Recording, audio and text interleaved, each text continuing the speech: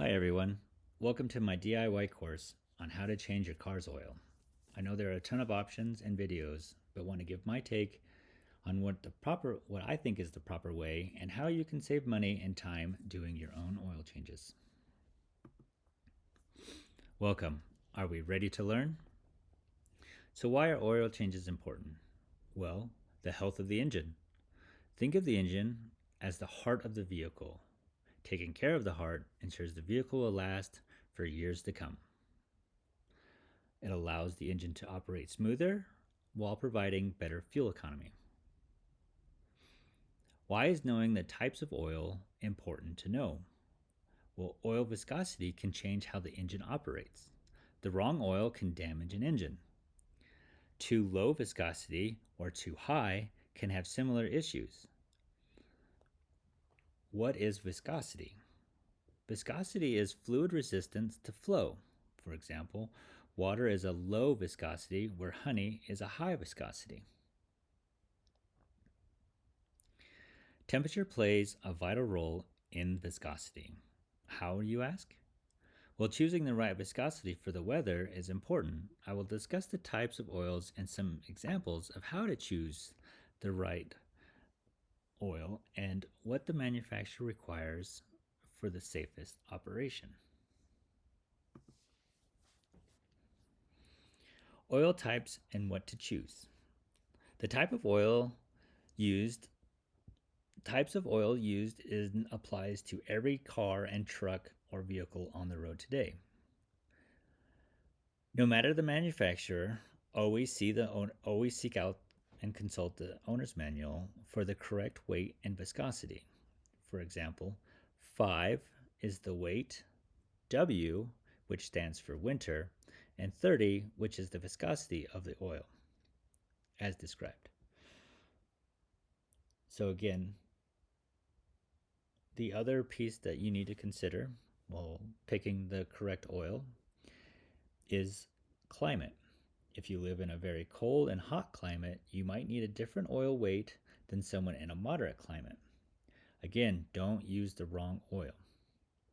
Too thick increases friction, reduces the fuel efficiency and potential engine damage, and too thin gives inadequate lubrication, increasing wear and tear and potential engine failure. So what kind of tools and materials will you need to change your own oil? Well, you need a floor jack, a shop towel, oil filter wrench, an oil filter, an oil drain pan, a funnel,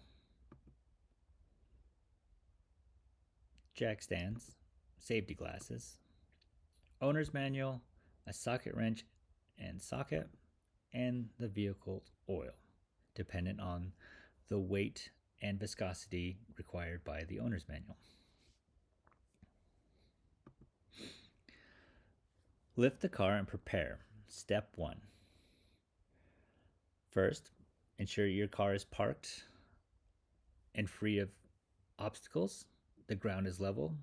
The engine is warm but not cold. Remember viscosity.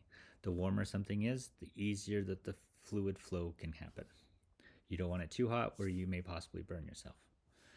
Ensure that your parking brake is operational. A jack is rated for the vehicle's weight. Jacks should be capable of lifting a portion of the weight of the entire vehicle. For example, a 2-ton jack is used for most passenger cars, while a 3.5-ton would be used for most SUVs and truck applications. The use of jack stands is highly encouraged. You will be under a 2-ton vehicle. If jack stands or a jack are unavailable, the use of vehicle ramps are recommended. These provide an additional safety factor as you must drive the vehicle onto the ramps while ensuring that you do not drive off the ramps, causing injury or vehicle damage. Ensure once the vehicle is on the jacks or jack stands or on the vehicle ramps that you unlatch and raise the hood of the vehicle to gain access that will help you in the draining process. Step 2, drain the oil. This is the most dangerous part of the process, sliding under the car. Here, you are looking for the oil pan.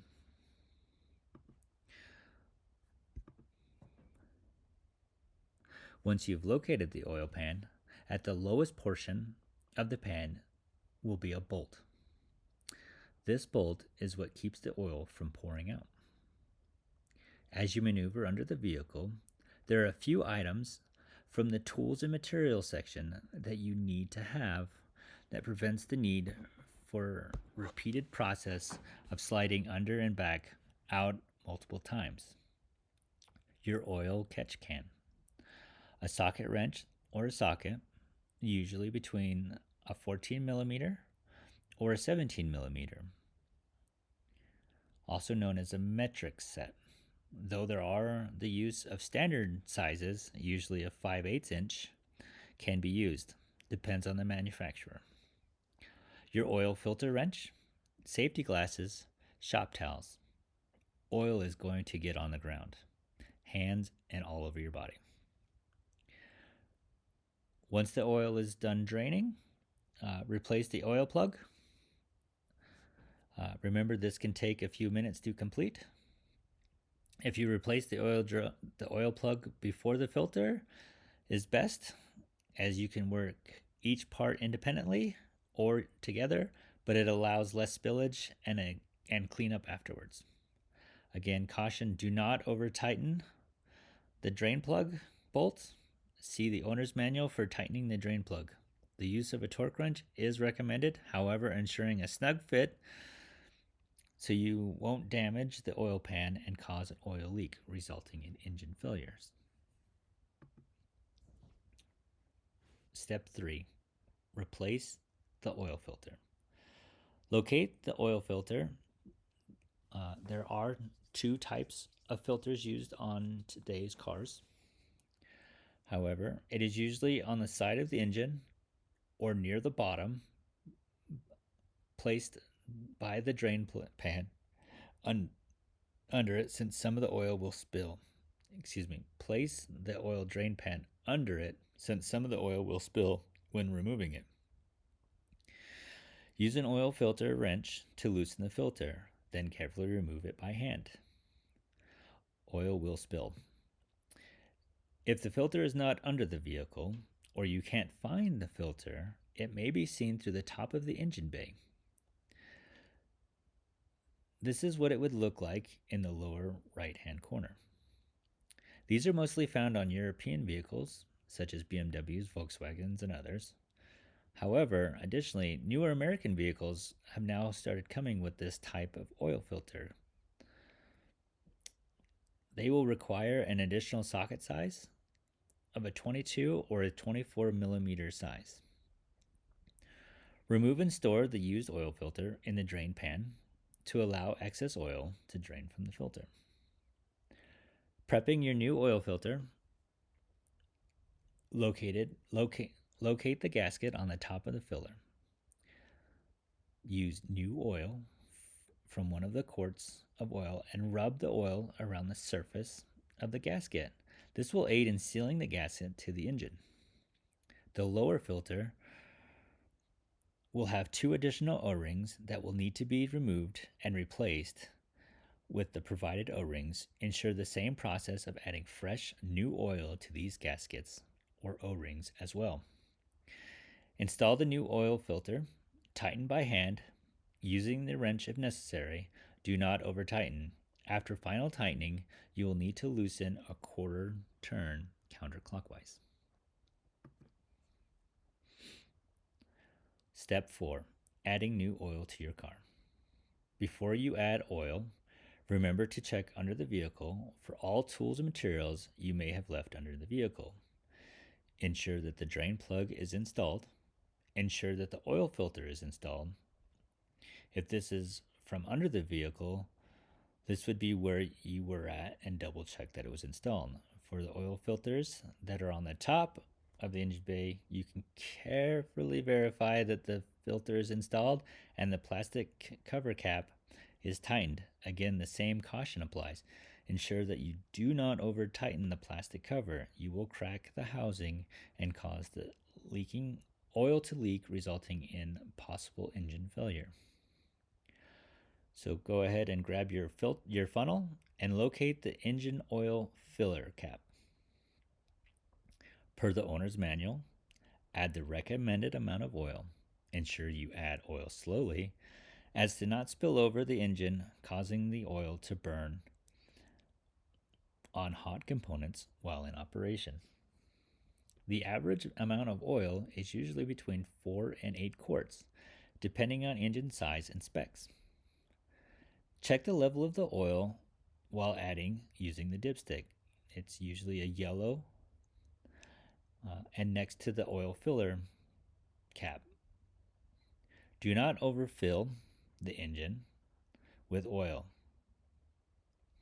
Take your time. After 3 to 4 quarts is my recommendation of a level check.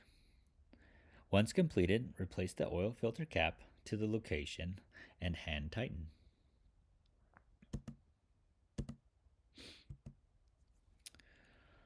Final checks and cleanup. The last step.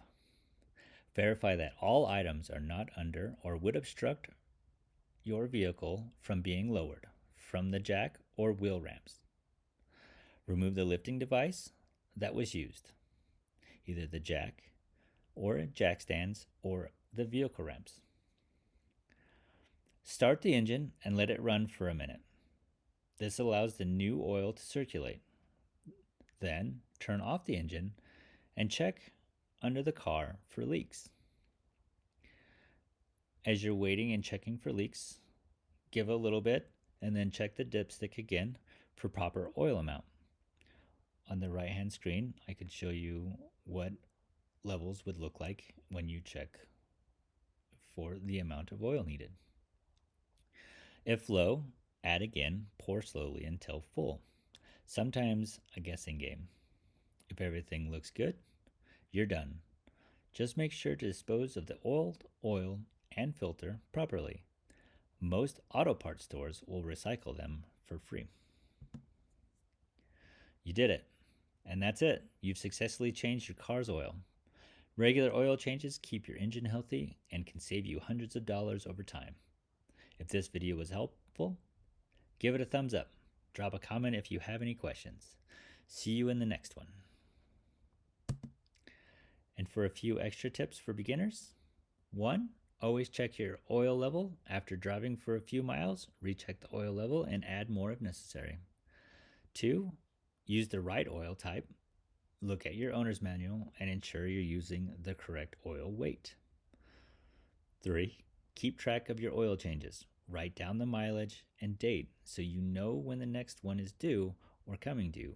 These are usually around every 5 to 7,500 miles.